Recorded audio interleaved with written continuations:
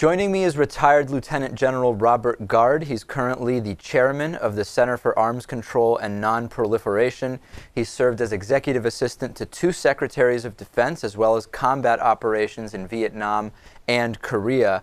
I read your recent CNN editorial, Get Real and Cut Pentagon Spending, and this was fascinating because this is a topic we discuss on my program all the time. And you talk about, aside from the necessity discussion about Pentagon, defense, and military spending, you say there's actually a whole other issue, which is simply that it is political spending driven by political interests. Talk about that a little bit.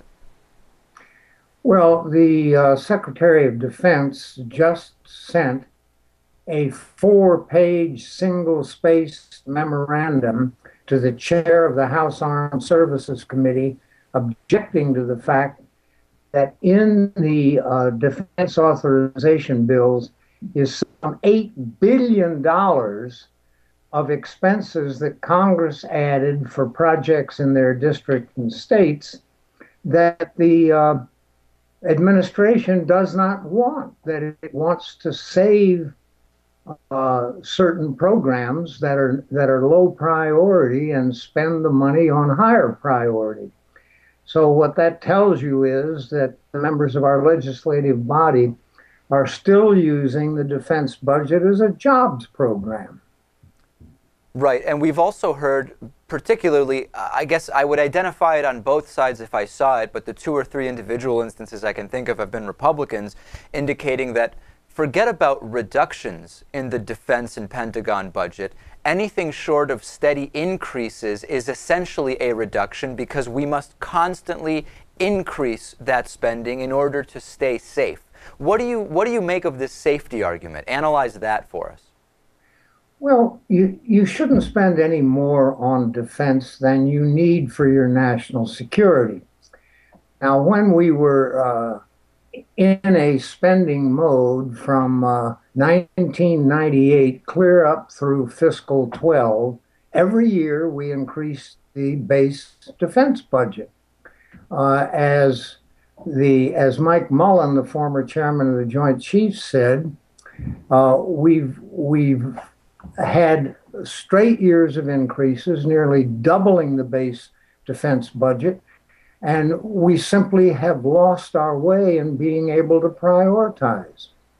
And there's no reason to just keep spending more on defense for its own sake. You look at what you need for your security. We're spending more now than we spent at the height of the Cold War when we had an existential enemy in the form of the former Soviet Union. And there's hardly any indication on the horizon that we're likely to engage in a major war in the near term. Well, I want to follow up on that because you mentioned in your piece, you say, and I'll quote you, our nuclear weapons policy is based on Cold War conditions that no longer exist. The Pentagon is expected to spend more than $700 billion on nuclear weapons over the next 10 years for little additional security. Let's put aside for a second whether or not we're likely to use the nuclear weapons we already have. What is the justification for continuing to add to that arsenal? Couldn't we destroy this planet 100 times over at this point? We have way more nuclear weapons than we conceivably need.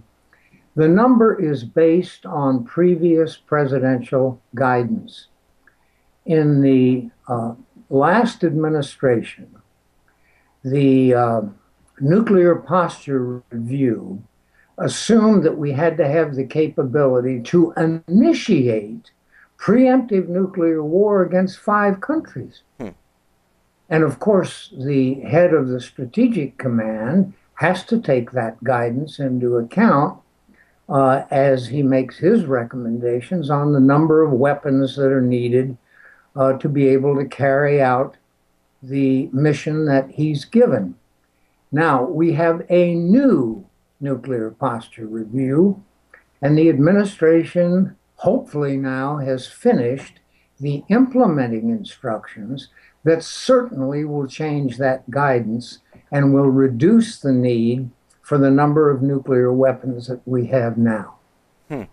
Can you address a little bit this idea that the number of bases we have across the world is somehow absolutely necessary for the safety of this country. I mean, we've outlined all the numbers. We've looked at specific countries, for example, Germany, over 50 Army bases. Forget about all other branches of the military. As a retired lieutenant general, what's your sense? I mean, could we cut down to 25 Army bases in Germany and be just as safe, or is that just, am I just missing something there? No, I think we probably could.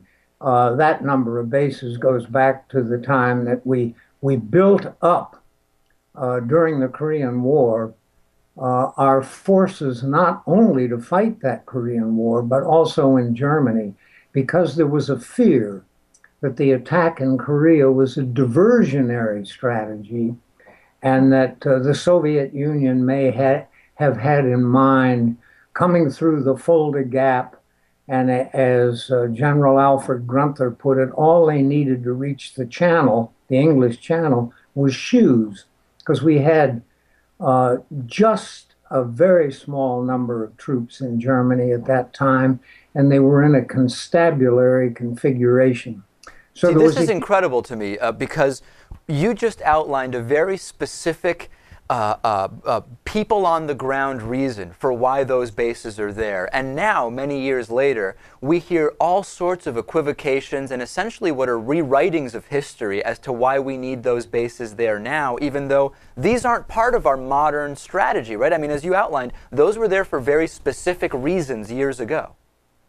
Yes, and it's logistically difficult to kind of rearrange things in a country where you have a number of bases.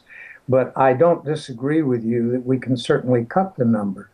The current program calls for bringing back 2 of the 4 ground brigades that we have in Europe. We, of course, have other forces there, particularly air forces, and even some tactical nuclear weapons that, from my standpoint, are no longer required.